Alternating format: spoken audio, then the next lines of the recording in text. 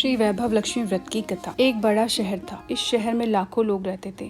पहले के जमाने के लोग साथ साथ रहते थे और एक दूसरे के काम आते थे। पर नए जमाने के लोगों का स्वरूप ही अलग सा है। सब अपने अपने काम में रहते हैं। किसी को किसी की कोई परवाह नहीं। घर के सदस्यों को भी एक दूसरे की परवाह नहीं होती। भजन कीर्तन, भक्ति भाव, दया, परोपकार जैसे संस्कार कम हो गए हैं। शहर में बुराइयां बढ़ गई थी। शराब, जुआ, रेस, चोरी, डकैती जैसे गुनाह शहर में होते थे। कहावत है कि हजारों निराशाओं में एक आशा की किरण छिपी होती है। इस तरह इतनी सारी बुराइयों के बावजूद शहर में कुछ अच्छे लोग भी रहते थे। ऐसे ही अच्छे लोगों में सीता और उनके पति की गृहस्थी मानी जाती थी। सीता धार्मिक प्रवृत्ति की और संतोषी थी। उनका पति भी विवेकी और सुशील था। सीता और उनका पति ईमानदारी से जीते थे। वे किसी की बुराई नहीं करते थे और प्रभु भजन में अच्छी तरह समय व्यतीत कर रहे थे। उनकी गृहस्थी आदर्श गृहस्थी थी और शहर के लोग उनकी गृहस्थी की सराहना करते थे। सीता की गृहस्थी इस तरह खुशी खुशी चल रही थी, पर कहा जाता है कि कर्म की गति अटल है। विधाता के लिखे लेख कोई नहीं समझ सकता।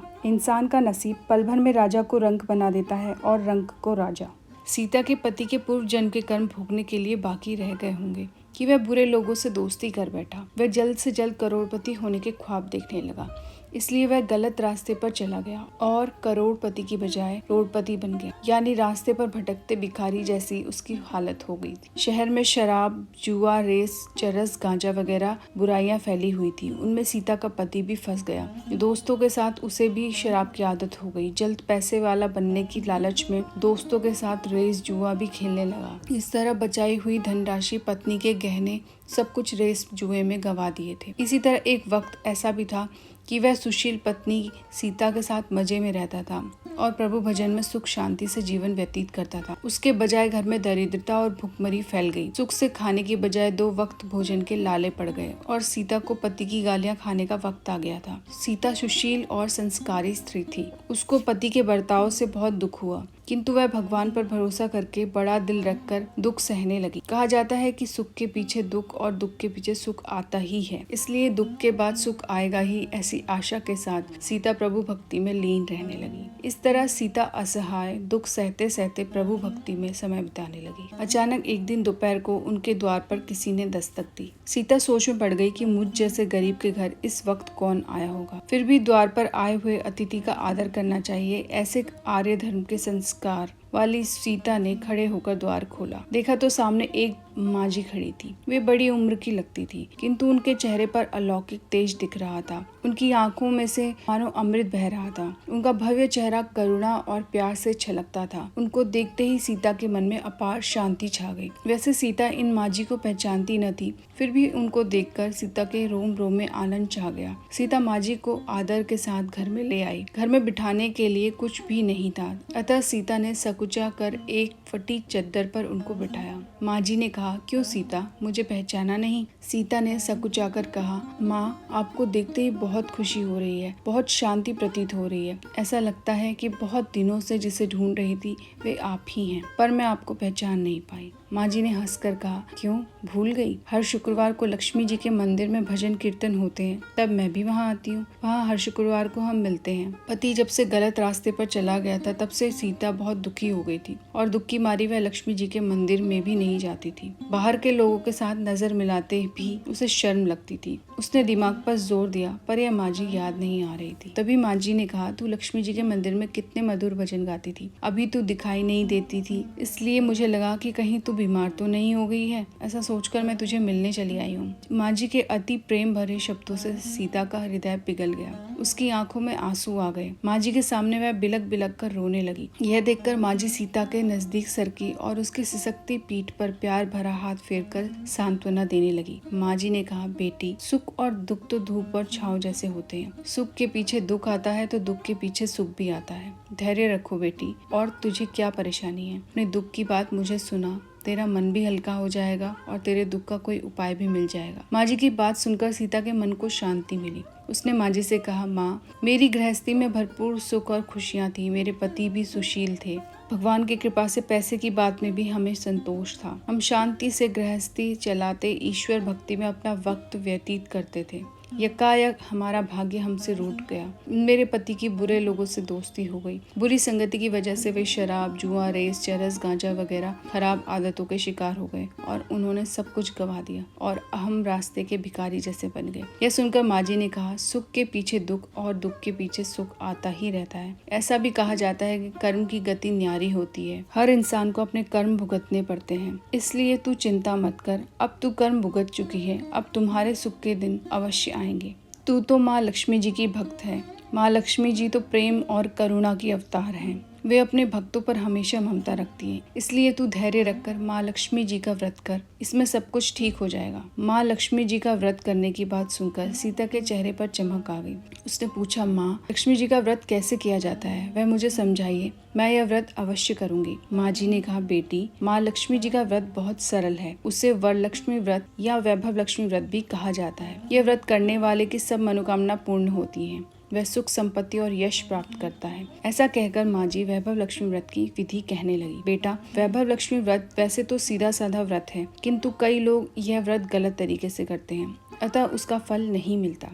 कई लोग कहते हैं कि सोने के गहनों की हल्दी कुमकुम से पूजा करो, बस व्रत हो गया, तभी उसका फल मिलता है। सिर्फ सोने के गहनों की पूजा करने से फल मिल जाता तो सभी आज लखपति बन गए होते। सच्ची बात यह है कि सोने के गहनों का विधि से पूजन करना चाहिए। व्रत के उद्यापन की विधि भी शास्त्रीय होनी चाहिए, तभी वह वैभव लक्ष्मी व्रत पूर्ण फल देता है। यह व्रत शुक्रवार को करना चाहिए। सुबह में स्नान करके स्वच्छ कपड़े पहनो और सारा दिन मन में जय माँ लक्ष्मी नाम का स्मरण करते रहो। किसी की चुगली नहीं करनी चाहिए। शाम को पूर्व दिशा में मुंह रहे इस तरह आसन पर बैठ जाओ। सामने पाटा रखकर उसके ऊपर रुमाल रखो। रुमाल पर चावल का एक छोटा सा ढेर करो। उस ढेर पर पानी से भरा तांबे का कलश रखकर कलश पर एक कटोरी रखो। उस कटोरी में एक सोने का गहना रखो। सोने का ना हो तो चांदी का भी चलेगा, चांदी का ना हो तो नकद रुपया भी चलेगा। बाद में घी का दीपक जलाकर धूप सुलगा कर रखो। माँ लक्ष्मी जी के बहुत स्वरूप हैं और माँ लक्ष्मी जी को श्री यंत्र अति प्रिय है,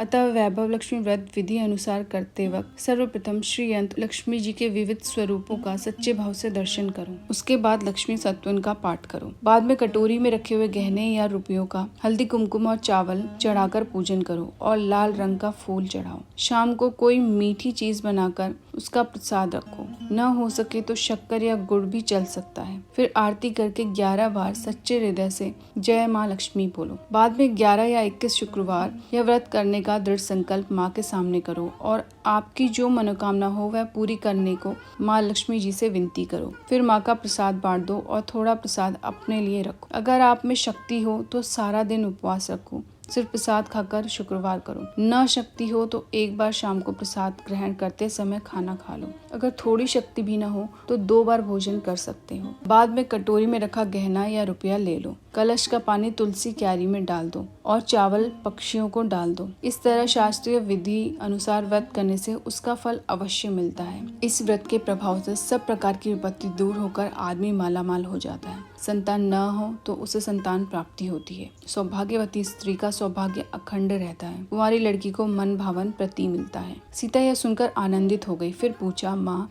आपने वैभव लक्ष्मी व्रत का जो शास्त्रीय विधि बताई है वैसे मैं अवश्य करूंगी, किंतु इसका उद्यापन किस तरह करना चाहिए यह भी कृपा करके बतलाइए। माँ जी ने कहा, 11 या 21 जो मन्नत मानी हो उतने शुक्रवार यह वैभव लक्ष्मी व्रत पूरी श्रद्धा और भावना से करना चाहिए। व्रत के आखिरी शुक्रवार को जो शास्त्रीय विधि अनुसार उद्यापन विधि करनी चाहिए वह मैं तुझे बताती हूँ। आखिरी शुक्रवार को खीर या नैवेद्य रखो। पूजन विधि जैसे हर शुक्रवार को करते हैं वैसे ही करनी चाहिए। पूजन विधि के बाद श्रीफल फोड़ो और कम से कम 7 कुंवारी सौभाग्यशाली स्त्रियों को कुमकुम का तिलक करके वैभव लक्ष्मी व्रत की एक पुस्तक उपहार में देनी चाहिए और सबको खीर का प्रसाद देना चाहिए। फिर धनलक्ष्मी स्वरूप, वैभव लक्ष्मी स्वरूप माँ लक्ष्मी जी की छवि को प्रणाम करें। माँ लक्ष्मी जी का यह स्वरूप वैभव देने वाला है। प्रणाम करके मन ही मन भावुकता से माँ की प्रार्थना करते वक्त कहें कि हे माँ धनलक्ष्मी, हे माँ वैभव लक्ष्मी, मैंने सच्चे हृदय से आपका वैभव लक्ष्मी व्रत पूर्ण किया है, तो हे माँ हमारी मनोकामना पूर्ण करो, हम सबका कल्याण करो। जैसे संतान न हो उसे संतान देना, सौभाग्यशाली स्त्री का सौभाग्य अखंड रखना, कुंवारी लड़की को मन भावन पति देना। आपका यह चमत्कारी वैभव लक्ष्मी व्रत जो करे उसकी सब विपत्ति दूर करना, सबको सुखी करना, हे माँ, आपकी महिमा अपरंपार है। इसी तरह माँ की प्रार्थना करके माँ लक्ष्मी जी के धन लक्ष्मी स्वरूप की भाव से वंदना करो। माँ जी के मुख से वैभव लक्ष्मी व्रत की शास्त्रीय विधि सुनकर सीता भाव विभोर हो उठी। उसने आंखें बंद करके मन ही मन उसी क्षण संकल्प लिया कि हे वैभव लक्ष्मी माँ, मैं भी माँ जी के कहे मुताबिक श्रद्धा से शास्त्रीय विधि अनुसार वैभव लक्ष्मी व्रत 21 शुक्रवार तक करूंगी और व्रत का शास्त्रीय विधि अनुसार उद्यापन भी करूंगी। सीता ने संकल्प करके आंखें खोली तो सामने कोई न था। वह विस्मित हो गई कि माँ जी कहाँ गई। ये माँ जी दूसरा कोई न था, साक्षात लक्ष्मी जी थी। सीता लक्ष्मी जी की भक्त थी, इसलिए अपने भक्त को रास्ता दिखाने के लिए माँ लक्ष्मी देवी माँ जी का स्वरूप धारण करके सीता के पास आई थी। दूसरे दिन शुक्रवार था। सवेरे स्नान करके स्वच्छ कपड़े पहनकर सीता मन ही मन श्रद्धा से और पूरे भाव से जब माँ लक्ष्मी जय माँ लक्ष्मी का मन ही मन सुमिरन करने लगी। सारा दिन किसी की चुगली नहीं की। शाम हुई तब हाथ पांव मुंह धोकर सीता पूर्ण दिशा में मुख करके बैठी। घर में पहले सोने के बहुत से गहने थे, पर पतिदेव ने गलत रास्ते पर चलकर सब गहने गिरवी रख दिए थे। पर नाक की चुन्नी बच गई थी। नाक की चुन्नी निकालकर उसे धोकर सीता ने कटोरी में रख दिया। सामने पाटे पर रुमाल रखकर मुट्ठी भर चावल का ढेर किया। तब उस पर तांबे का कलश पानी भरकर रखा। उसके ऊपर चुन्नी वाले कटोरी रखी। फिर माँ जी ने कहा था वैसे ही शास्त्रीय विधि अनुसार चंदन स्वत्वन पूजन वगैरह किया और घर में थोड़ी शक्कर थी, वह प्रसाद में रखकर वैभव लक्ष्मी व्रत किया। यह प्रसाद पहले पति को खिलाया। प्रसाद खाते ही पति के स्वभाव में फर्क पड़ गया। उस दिन उसने सीता को मारा नहीं, सताया भी नहीं। सीता को बहुत आनंद हुआ। उनके मन में वैभव लक्ष्मी व्रत के लिए श्रद्धा और बढ़ गई। सीता ने पूर्ण श्रद्धा भक्ति से 21 शुक्रवार तक वैभव लक्ष्मी व्रत किया। 21वें शुक्रवार को माँ जी के कहे मुताबिक उद्यापन विधि करके 7 स्त्रियों को वैभव लक्ष्मी व्रत की 7 पुस्तकें उपहार में दी। फिर माता जी के धन लक्ष्मी स्वरूप की छवि को वंदन करके मन ही मन प्रार्थना करने लगी। हे माँ लक्ष्मी, मैंने आपका वैभव लक्ष्मी व्रत करने की मन्नत मानी थी। वह व्रत आज पूर्ण किया है। हे माँ, मेरी हर विपत्ति दूर करो, हम सबका कल्याण करो। जिसे संतान न हो उसे संतान देना, सौभाग्यवती स्त्री का सौभाग्य अखंड रखना, कुंवारी लड़की को मनभावन पति देना। आपका यह चमत्कारी वैभव लक्ष्मी व्रत जो करे उसकी सब विपत्ति दूर करना, सबको सुखी करना। हे माँ, आपकी महिमा पार है। ऐसा बोलकर लक्ष्मी जी के धनलक्ष्मी स्वरूप की छवि को प्रणाम किया। इस तरह शास्त्रीय विधि पूर्वक सीता ने श्रद्धा से व्रत किया और तुरंत ही उसे फल मिला। उसका पति गलत रास्ते पर चला गया था, वह अच्छा आदमी हो गया और कड़ी मेहनत करके व्यवसाय करने लगा। माँ लक्ष्मी के वैभव लक्ष्मी व्रत के प्रभाव से उसको ज्यादा मुनाफा होने लगा। उसने तुरंत सीता के गिरवी रखे गहने छुड़ा लिए। घर में धन की बाढ़ सी आ गई। घर में पहले जैसे सुख शांति छा गई। वैभव लक्ष्मी व्रत का प्रभाव देखकर मोहल्ले की दूसरी स्त्रियां भी शास्त्रीय विधि पूर्वक वैभव लक्ष्मी व्रत करने लगी। हे माँ धनलक्ष्मी, आप जैसे सीता पर प्रसन्न हुई, उसी तरह आपका व्रत करने वाले सब पर प्रसन्न होना, सबको सुख शांति देना। जय धनलक्ष्मी माँ, जय वैभव लक्ष्मी माँ।